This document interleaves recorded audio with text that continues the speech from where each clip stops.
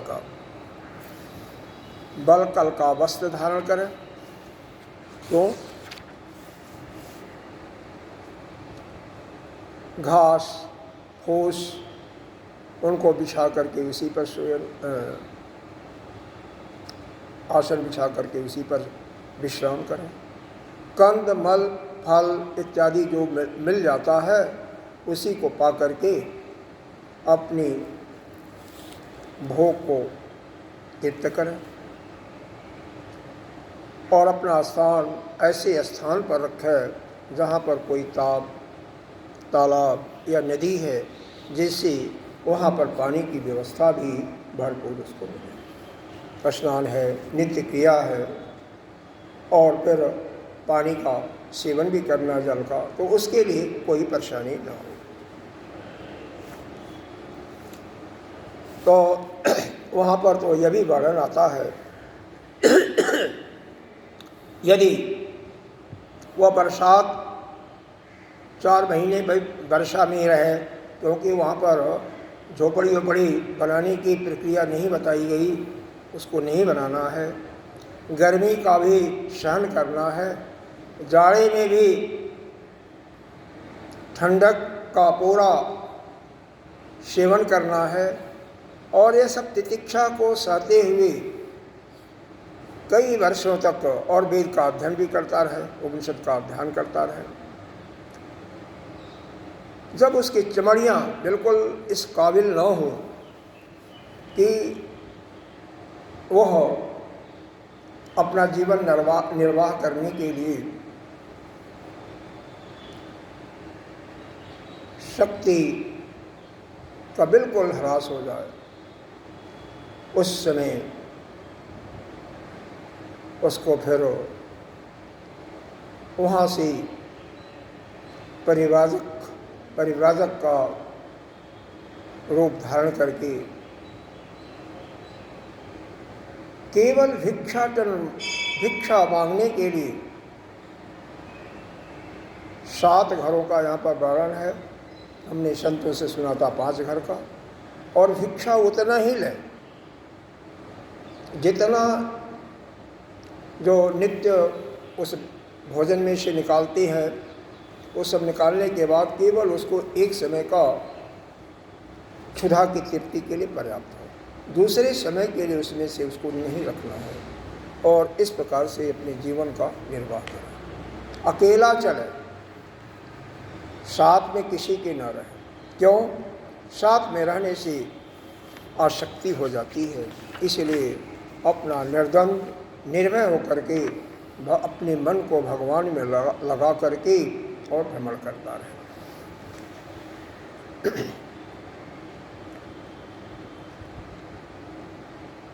अब ज्ञानियों ने क्या बताया इनके लिए? अग्निहोत्रम च दर्शस्य पूर्वमासस्य पूर्ववत चातुर्मास्यानि च मुनिः मोक्तानि च नैगमहि। वेदवेत्ताओं ने बताया है जो गृहस्थ के लिए अग्निहोत्र है, दर्श है, पूर्णमासी का इत्यादि का चातुर्मास का व्रत है, उन सब व्रतों का पालन इनको करना चाहिए। जैसा गृहस्थों के लिए बताया गया था वैसे ही यह भी पालन करें। एवं चेड़ेन तपसा मुनि धर्म निसंततः माम तपो में माराध्य ऋषि लोकादुपतये माम।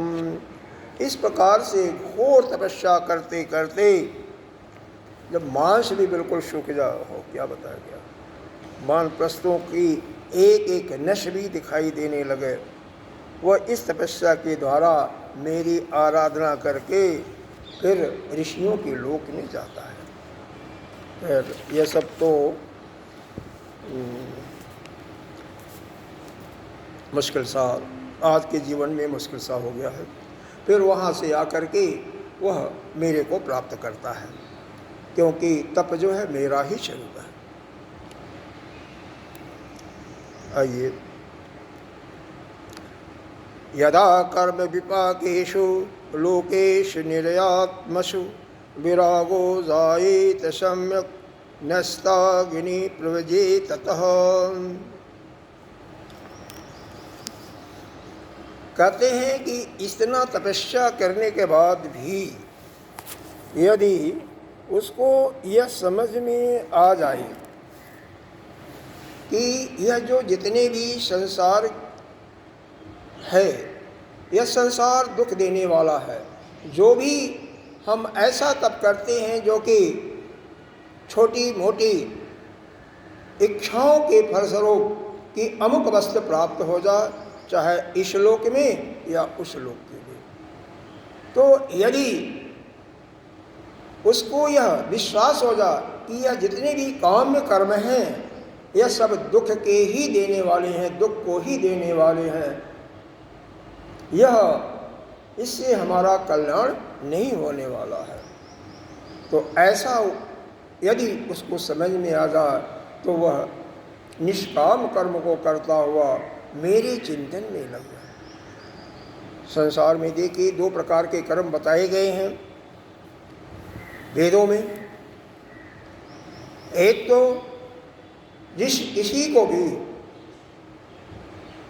इस लोक या परलोक की किसी भी भोग सामग्री की इच्छा मन में है तो उसको नाना प्रकार के यज्ञों का विधान कर्मकांड के अंदर वेद के कर्मकांड भाग में दिया है, उसके माध्यम से आचार्य के द्वारा उसका संपादन करके वह उस भोग को प्राप्त कर सकता है। लेकिन इससे उसका कहते हैं वो मूर्ख ही है, क्योंकि इससे उसका कल्याण होने वाला नहीं है। ये जो देखने में अमृत तुल्य उसको मालूम हो रहा इस भोग की प्राप्ति का सुख, तो इसका परिणाम तो अत्यंत दुखदायी है। उसको करना क्या चाहिए? उसको तो निष्काम कर्म करके अपने अंतःकरण को शुद्ध करना चाहिए, और अंतःकरण की शुद्धि केवल निष्काम कर्म करने के अतिरिक्त और कुछ नहीं।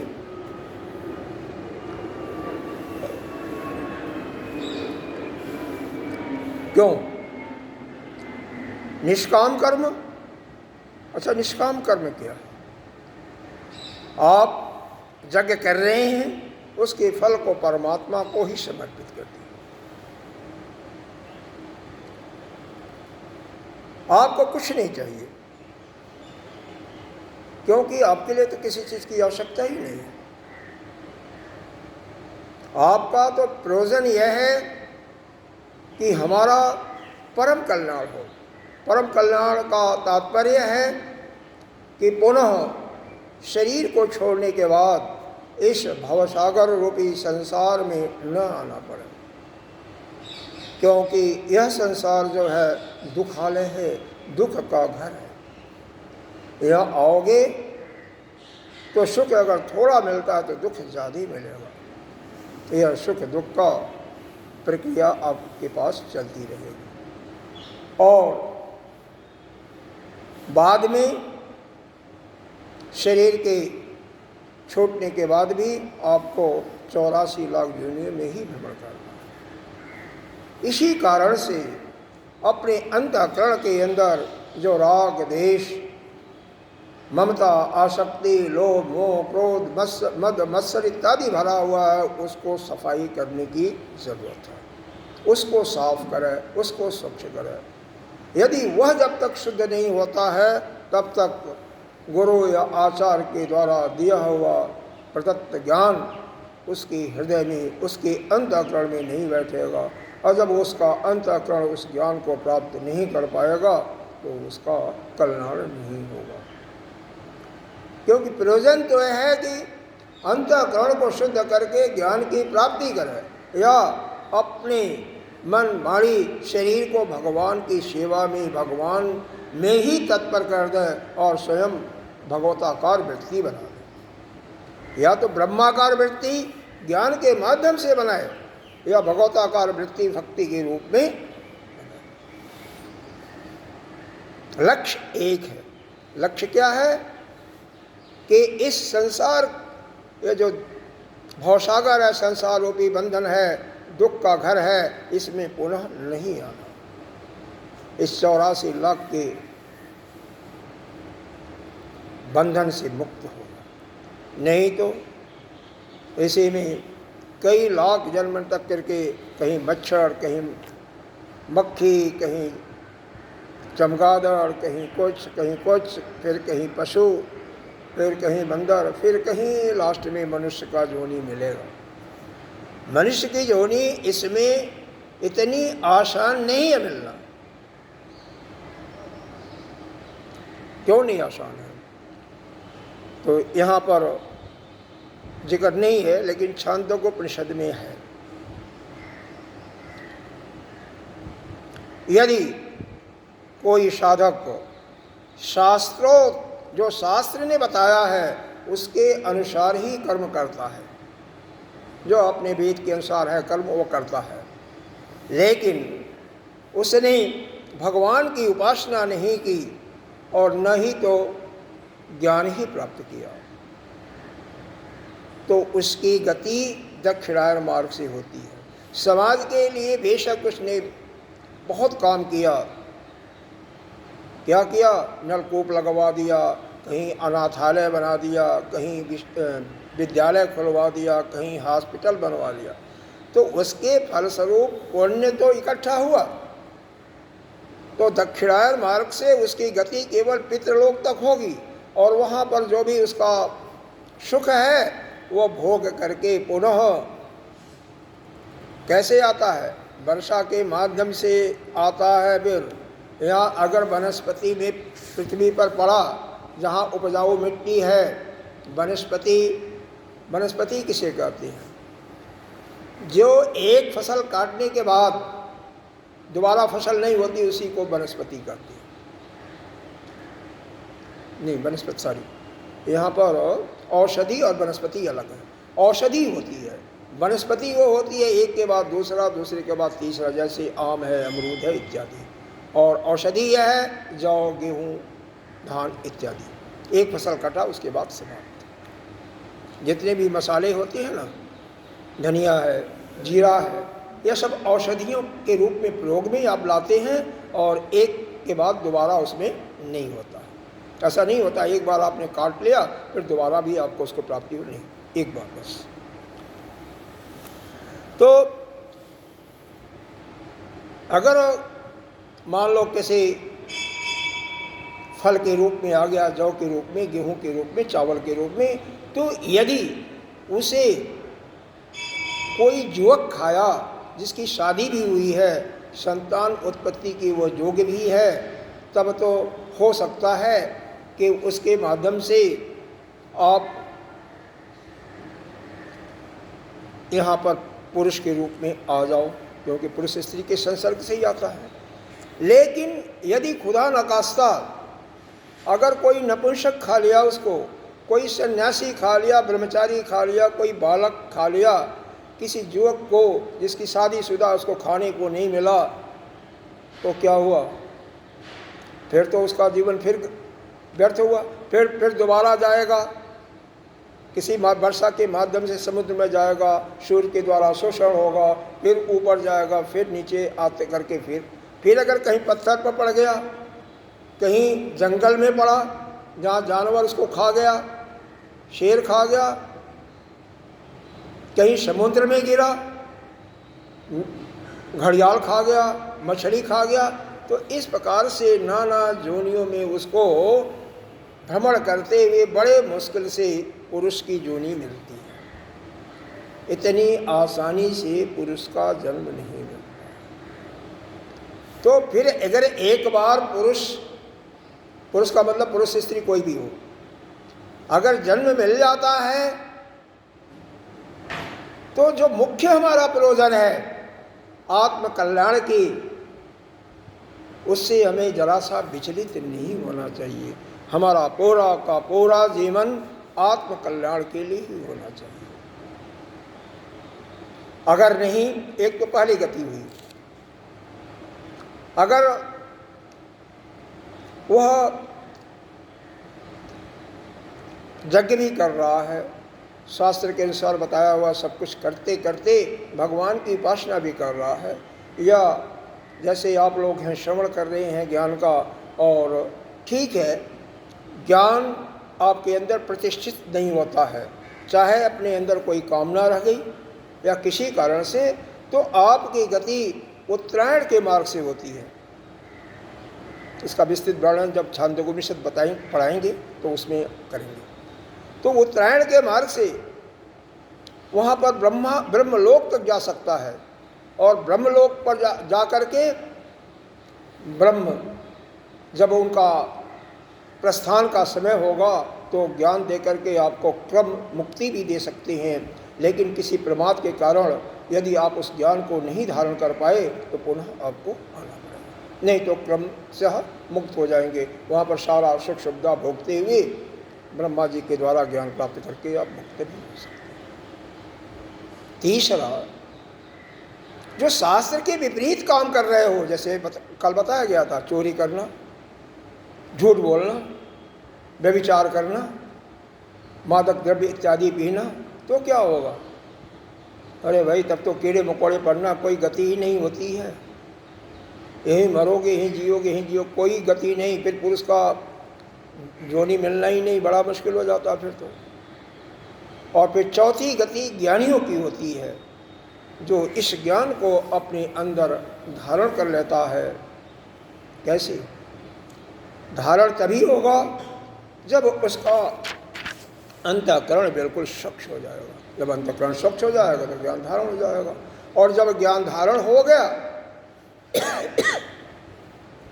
फिर उसकी कोई गति नहीं होती है। यहीं पर उसके पंचभूत तो मिल जाते हैं और वह जीवन मुक्त हो जाता है, उसका कल्याण है। फिर उसको दोबारा इस संसार के बंधन में नहीं आना पड़ता। इसलिए यहाँ पर आपने इतने श्लोक के अंदर क्या शिक्षा आपको मिला, उसको ज़रा एक बार मैं बता देता हूँ कि सन्यासियों का धर्म क्या है, उसके रूप में चलते हैं। एक तो गृहस्थ आश्रम में जब तक रहें, पुत्र पत्नी, माता पिता, पुत्र पुत्री दोनों आ जाएंगे उसी में, नौकर चाकर, मित्र, रिश्तेदार, किसी से आप आसक्त न हो। यानी सबसे, इसको न्यूट्रल कहते हैं इंग्लिश में, यानी सम व्यवहार करते हुए व्यवहार करें, लेकिन न किसी से राग न किसी से द्वेष। चाहे वो आपका पड़ोसी, आपके बाबा पिता, सबका दुश्मन क्यों नहीं रहा हो, लेकिन उस चीज़ को अपने अंदर नहीं लेना। अरे पिता को या बाबा को किसी ने मारा, जान मृत्यु हो गई, तो उनको तो कोई मार नहीं सकता, क्योंकि तो वह तो ब्रह्म आत्मा है ना, तो आत्मा तो नित्य शुद्ध बुद्ध मुक्त है। शरीर को मारा ना, तो उस शरीर को मारा या शरीर को किसी ने गाली दिया, तो वह शरीर का प्रारब्ध था। उस शरीर ने कभी किसी को दिया होगा, किसी को मारा होगा, तो उसके कारण उसको भोग मिला। देखिए, यहीं पर सारी अनर्थ का मूल यही होता है। हम शरीर को यह मान लेते हैं कि यह शरीर मेरा है, यह मेरा वाणी मन अंतःकरण सब मेरा है। तो इस शरीर को यदि कोई कष्ट होता है, किसी के द्वारा मिलता है, चाहे कोई गाली देता है तो ऊंचे स्वर में बोलता है, या भला बुरा कहता है, या मारता है किसी भी प्रकार से, थोड़ा मध्यम या ज़्यादा भी, तो आपको तो कुछ नहीं कर रहा ना, वह भी पंचभूत का बना हुआ पंचभूत को ही कर रहा है। तत्व के दृष्टि से तो आपका कुछ नहीं कर रहा है। तो आपको क्या होना चाहिए? बिल्कुल शांत। आपको तो कोई मतलब नहीं, आपको तो कुछ कर ही नहीं सकते हो, आप वो है ही नहीं। आपको दुख क्यों हो रहा है, इस पर सोचें। आपका मन विक्षिप्त क्यों होता है? क्योंकि यह शरीर जो आपका नहीं है, यह शरीर मेरा नहीं है, आपका भी नहीं है। आप तो अलग हो, शरीर को जानते हो ना, यह तो जानते हो, यह मेरा हाथ है, मेरा पैर है, यह धड़ है, यह मेरा फेस है, यह मस्तिष्क है। तो आप ये कैसे हो सकते हो? सूत्र ही है, जानने वाला जिस वस्तु को जानता है उससे बिल्कुल अलग होता है। तो जो आप इस शरीर से अलग हो तो कोई आप तो अलग हो ना, आप शरीर नहीं। गलती हमारी यही होती है कि हम शरीर को हम अपना मान बैठते हैं। अब जब शरीर को अपना मानोगे तो दुख होगा ही होगा, कोई गाली देगा तो भी दुख होगा, क्रोध भी होगा। तो उसका परिणाम क्या होता है? परिणाम दुर्गति होती है। यह आपके अंदर ये भाव आ जाता है, अरे वो तो कह रहा है, ये शरीर ने कहा होगा कभी किसी जन्म में, उसके कारण बस उसने कहा है। मैं तो शरीर नहीं हूं, मैं क्यों दुखी हो रहा हूं? हमारा यह मन तो जड़ है ना, मैं मन भी नहीं हूं। आप मन को अपना नहीं मानोगे, शरीर को नहीं मानोगे तो मन में विक्षिप्तता बिल्कुल नहीं आएगी। लेकिन कितनों को अगर परसेंटेज जोड़ें तो कितने को यह भाव नहीं आता है? बोलो, 0.00001% ही होंगे, 1% भी नहीं मिलेंगे। लेकिन जब तक कि यह ज्ञान यह नहीं होता है, जो भी शरीर को अपना मानेगा उसका कभी मुक्ति नहीं। बंधन का कारण यही है। मन एवं मनुष्याणाम कारणम बंध मोक्ष। बंधन और मोक्ष का कारण कोई और नहीं है, यह जो आपका मन है और आप स्वयं, आप भी नहीं, मनुष्य शरीर यही है। आपको अपना मान लेना है, शरीर को अपना मत मानो और मुक्त हुए, कोई बंधन नहीं।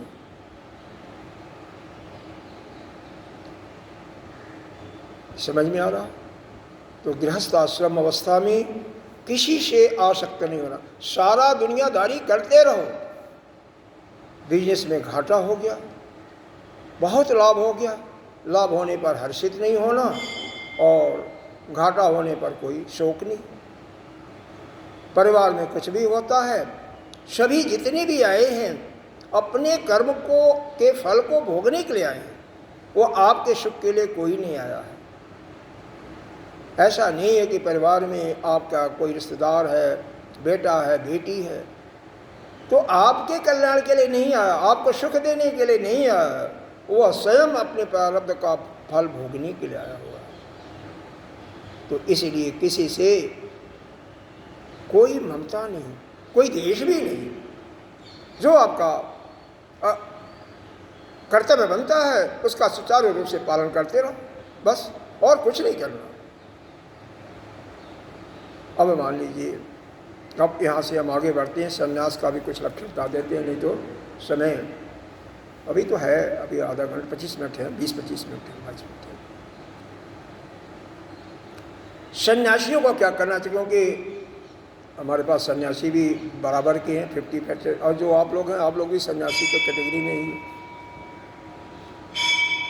देखो,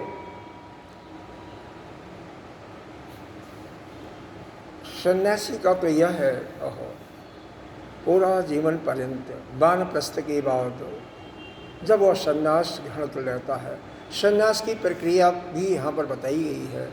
तो आपके लिए जानने से कोई लाभ नहीं होगा, वह तो जो आचार्य होती हैं, जो सन्यास देती हैं, उनके लिए है, आपके लिए कुछ नहीं है। क्या कराना है, या जो पंडित लोग होते हैं सन्यास की प्रक्रिया कराते हैं, उनसे उसका तात्पर्य है पिंडदान देना इत्यादि, वह सब करना है।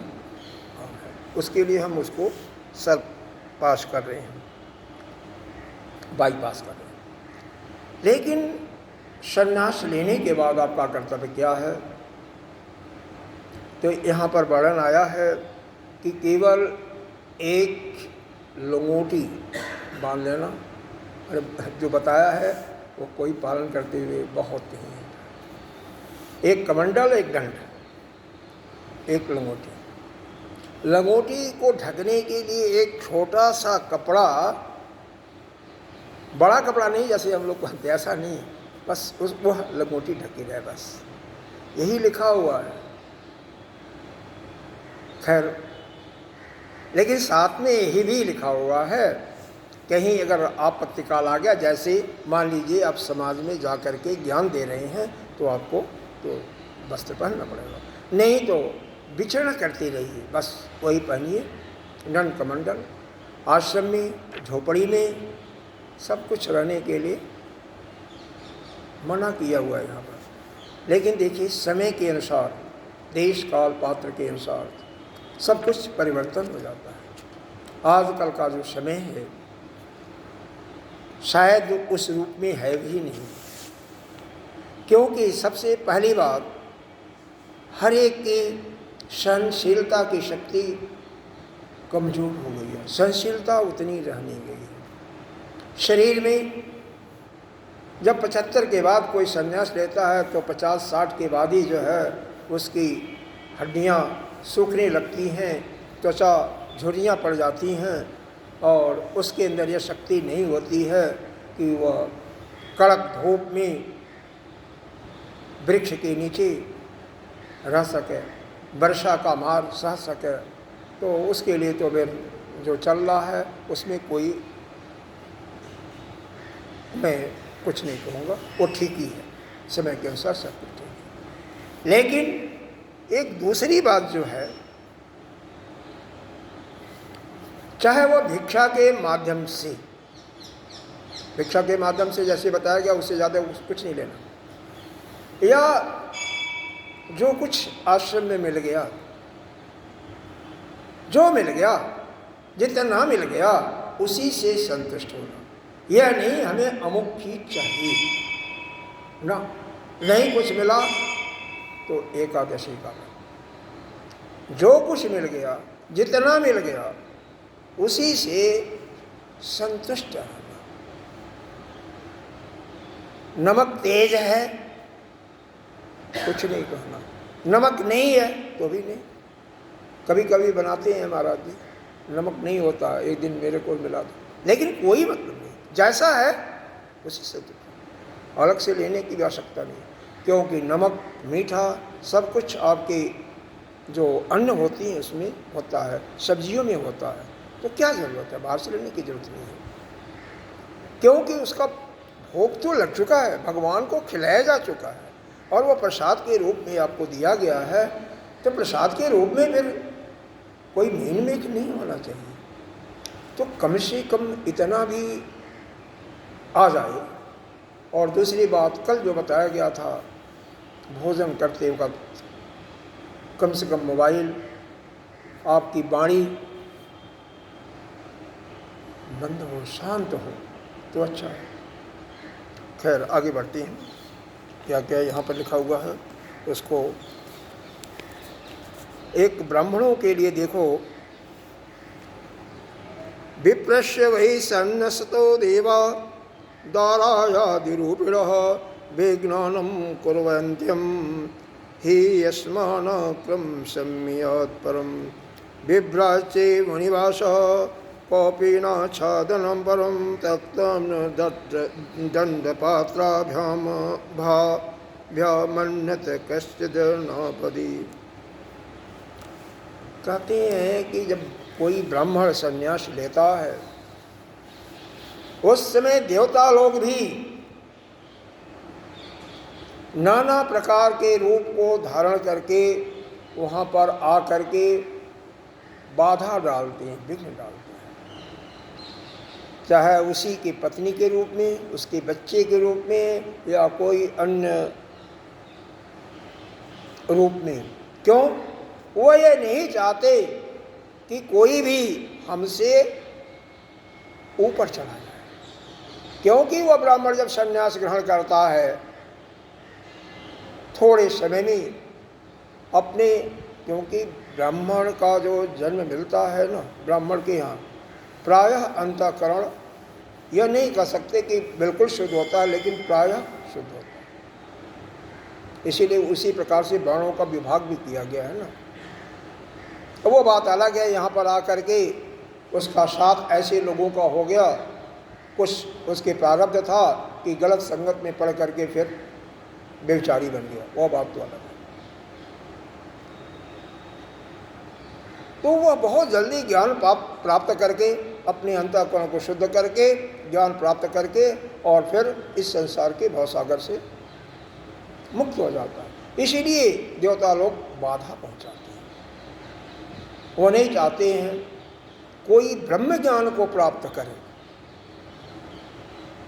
भगवान को सोपाधिक ब्रह्म की उपासना करते हैं, उसमें उतनी बाधा नहीं आती है, क्योंकि वह उससे ब्रह्म ज्ञान तो आपका नहीं हो रहा है, लेकिन फिर भी आपकी कई मुक्तियां हो जाती हैं, जैसे शालोक मुक्ति, शारूप मुक्ति इत्यादि मुक्तियां हो जाती हैं। भगवान के उस लोक में जा सकते हो, उस रूप में जा सकते हो, इस प्रकार से कई मुक्तियां होती हैं। वहाँ भी मुक्ति होती है जो भक्त लोगों की होती है। अच्छा,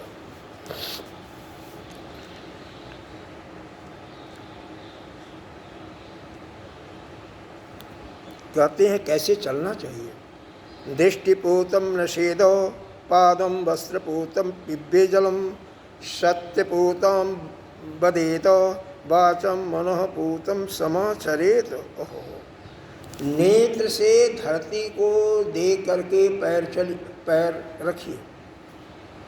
पता नहीं कोई कीड़ा है, कोई चींटी है, आपके पैर से दब करके उसका मृत्यु हो जाए। नाना प्रकार के जीव चलते रहते हैं, तो उनकी भी सुरक्षा देखिए। वस्त्रपूतम पिबे जलम, जल को कपड़े से छान करके पीजिए। जनियों में ऐसा देखा हुआ है। सत्यपूतम बदेत, मुंह से प्रत्येक बात, सबसे खराब क्या है हमारा वाणी, और वाणी पर कर भी बताया था। वाणी को नियमन करने के लिए कल बताया था, जिसने भी सुना होगा, मनन किया होगा तो शायद बैठा होगा, कि प्राणायाम करके श्वास के माध्यम से अपने प्राण को वश में करें। प्राण वश में हो जाएगा तो उसका मन बस शांत हो जाएगा, एकाग्र होगा, फिर वाणी अपने आप ही शांत हो जाएगी। क्योंकि वाणी ही हमारे पतन की जननी है, मूल में वाणी है। अब यहाँ पर लिखो, देखो क्या लिखा हुआ है। मुंह से प्रत्येक बात सत्य से पवित्र हुई ही निकालें, और शरीर से भी जितने काम करें बुद्धि पूर्वक विचार करके। कुछ बोलना भी है तो पहले उसको सोचो कि यह बोलना उचित है नहीं, कहाँ पर मैं बोल रहा हूँ, किसके सामने बोल रहा हूँ और क्या कर रहा हूँ। बहुत ही सोच विचार करके करें। इसीलिए वाणी के लिए मौन रहे। एक तो अपने से कोई बड़ा है, आचार्य है, गुरु है, तो उसके सामने बोलना ही नहीं चाहिए, मुंह नहीं खुलना चाहिए। अगर आचार्य गुरु कुछ पूछता है तो फिर उतना ही उत्तर दें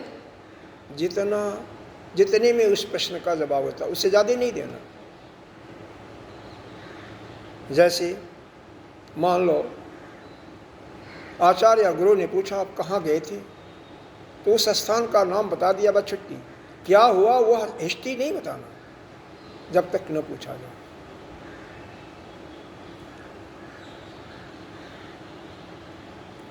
और मन को शांत करने के लिए प्राणायाम करें।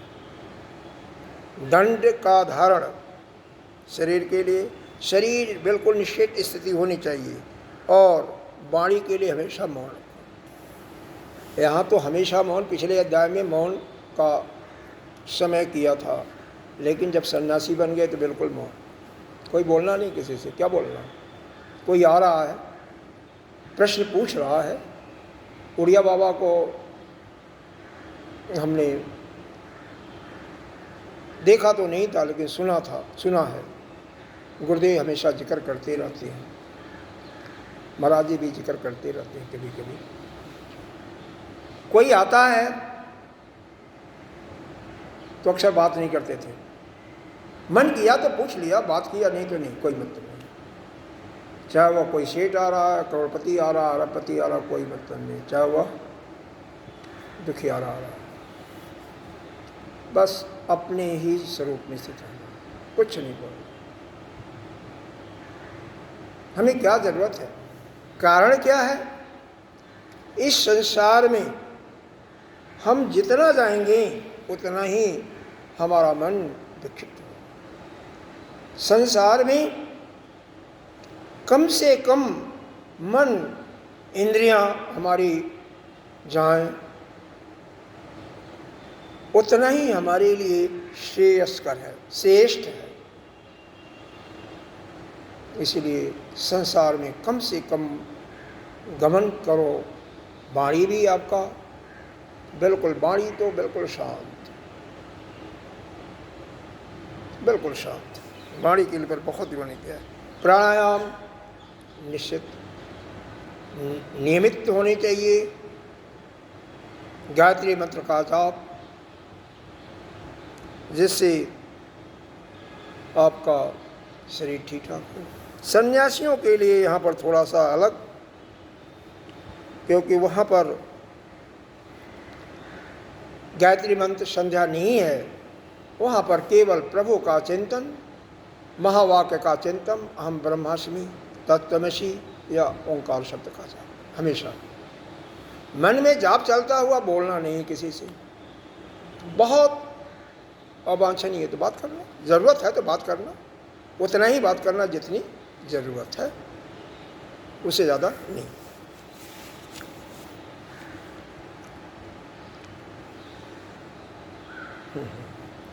बहे जलाशयं गत्वा तत्रोप अस्पृश्य वाग्यतः विभज्य पावितं शेषं भुंजिता शेषमोहता। कह रहे हैं, अगर आप भिक्षाटन करते हो, भिक्षा मांग करके भोजन एकत्रित कर रहे हो, तो जो लाए आप उसको ले करके पहले कोई नदी है, पोखरा है, तालाब है, जहाँ पर पानी है, मौजूद है, वहाँ पर जा कर के अपने हाथ पैर को धो कुल्ला करो। स्नान किए हो तो कम से कम इतना फिर भी करो। पहले की हमारी परिपाटी भी रही हुई है, प्रचलन रहा हुआ है। हमने तो स्वयं देखा हुआ, शादी ब्याह में भी बारात आती थी, एक कड़ाहा रखा रहता था पानी भर करके, उसमें पैर को धो करके लोग आते थे। एक बार हमें हिमाचल में यह प्रथा बहुत अच्छी लगी। वहाँ पर बैजनाथ धाम एक स्थान है, यह कौन सा डिस्ट्रिक्ट पड़ेगा, धर्मशाला कांगड़ा के आगे, उसी धर्मशाला के अंतर्गत शायद वो भी है। धर्मशाला से 70-80 किलोमीटर की दूरी पर ही है, दूर नहीं, बहुत ज़्यादा दूर नहीं है। तो वहाँ पर कोई भी फंक्शन होते हैं तो भोजन केलों के पत्तों पर दिया जाता है, साफ करके और बिना पैर धोए हुए। अभी आज तक, क्योंकि 15-20 साल के पहले की बात बता रहा हूँ, मैं गया था वहाँ पर, 15 दिन रहा था। और आपको जो परसा जाएगा बिल्कुल शुद्ध, परसने वाले भी कपड़ा निकाल करके ही बड़े अच्छे तरीके से परसेंगे। यह नहीं होगा कि यह जो होता है ना, आजकल हम देखते हैं कि कहाँ से पकड़ करके ले आते हैं लोग वेटर के रूप में और वही परसते हैं, गंदे संदे। कई जगह हमने देखा, अभी भी देखा, कहीं गए थे तो अच्छा। और तो इस प्रकार से भारतीय संस्कृति किसी को देखना है तो अभी भी मिलता है हमारे ही कुछ स्थानों पर। हिमाचल में भी है, उत्तराखंड में तो लोग लगे कुछ पीने खाने तो थोड़ा गड़बड़ हो गया, वहाँ तो है। तो वहाँ पर बिल्कुल स्नान करके कभी भी भोजन करो, घर पर भी करो, पैर को धो करके, हाथ मुंह धो करके करो स्नान किए। तो ये हमारी प्रथा है। और भोजन में से कुछ निकालना भी होता है। अन्य के लिए यज्ञ तो नहीं कर रहे हो, लेकिन कुछ निकाल करके अलग रख दो चींटी इत्यादि के लिए, और फिर बाकी जो शेष बचता उसको खाओ, उसको भोजन करो।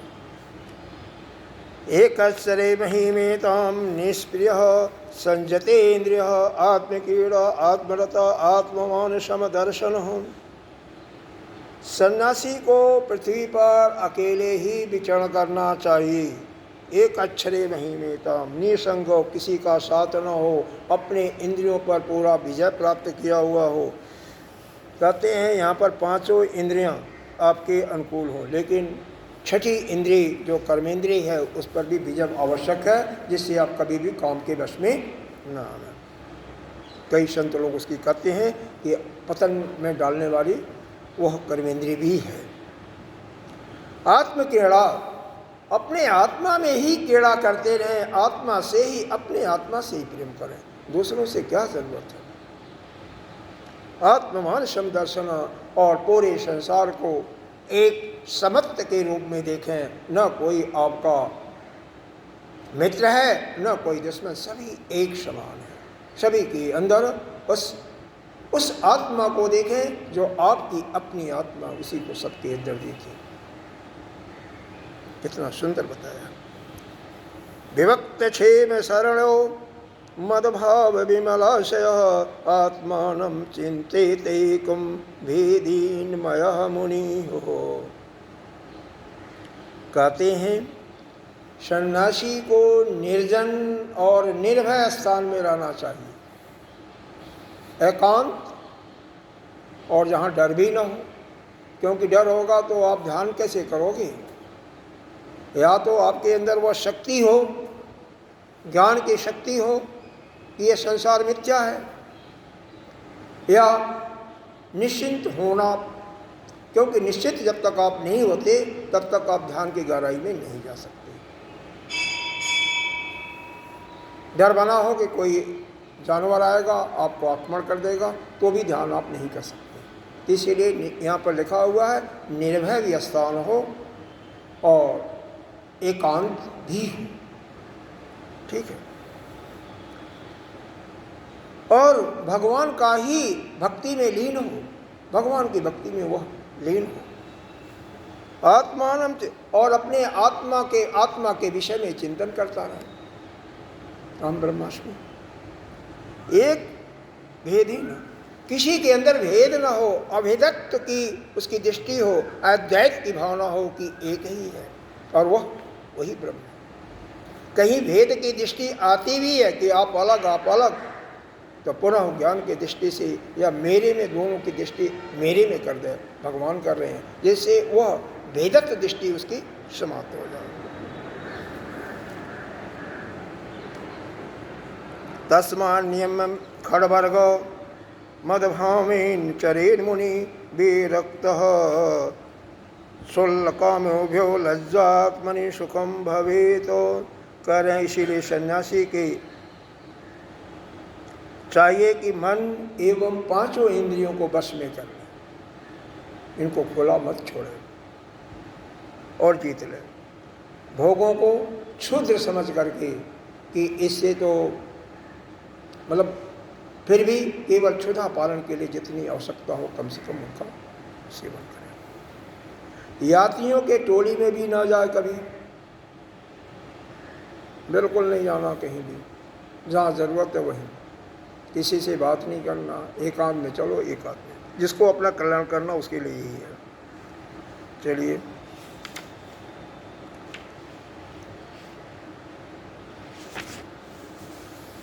बहुत है, अब सोचा जाए कि क्या बताया जा क्या ना बताया जा, लेकिन जितना भी यह कुछ इस श्लोक को जरूर पढ़ देते हैं। भिक्ष धर्म समो अहिंसा तपः इच्छा बनौकसः गृहणो भूतेक्षा द्विचस्य आचार्य सेवनम।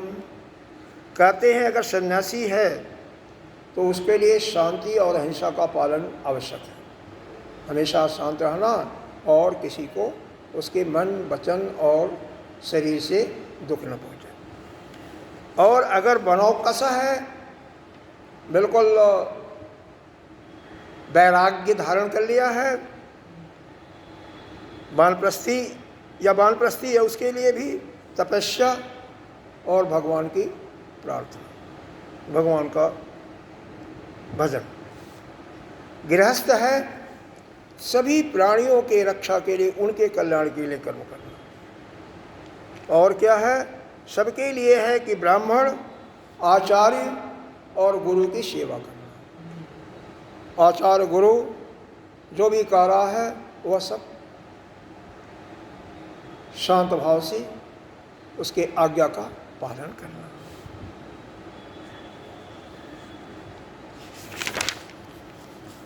अंतिम श्लोक पढ़ करके मैं समाप्ति करता हूँ। एतत्ते अभिहितं साधो भवान् पृच्छति जच्च मां यथा स्वधर्म संयुक्तो भक्तो मां समियात् परम। भगवान ने अंत में कहा, हे साधु भाव और उद्धव जी, आपने जो प्रश्न किया उस प्रश्न का यथा उचित आपको मैंने उत्तर दे दिया। पिछले अध्याय में ब्रह्मचर्य और गृहस्थों का के बारे में बता दिया और इस अध्याय में वानप्रस्थी और सन्यासियों के लिए बता दिया। और सबके लिए यह जितने भी विधान बताए गए हैं, साम दम अहिंसा इत्यादि, सभी का पालन सभी को करना चाहिए। और विशेष करके गुरु में वही भगवान की दृष्टि हो कि यह तो भगवान के तुल्य हैं, आचार्य हैं। क्यों? जब उनकी कृपा होगी तभी आपका कल्याण होगा। ऐसा भगवत दृष्टि रख करके हर समय उनकी आराधना करता रहे। जो कहें उनका अवहेलना सपने में भी नहीं करना। यह भी है, सपन में भी उनका अवहेलना नहीं करना। मन के अंदर जरा सा भी ईश्वर या करना नहीं करना, यह ऐसा भाव ही नहीं आना। इन्हीं शब्दों के साथ हम समाप्त करते हैं। ओम पूर्णमिदः पूर्णमिदं पूर्णात् पूर्णस्य मुच्यते पूर्णस्य पूर्णमादाय पूर्णमेवावशिष्यते। ओम।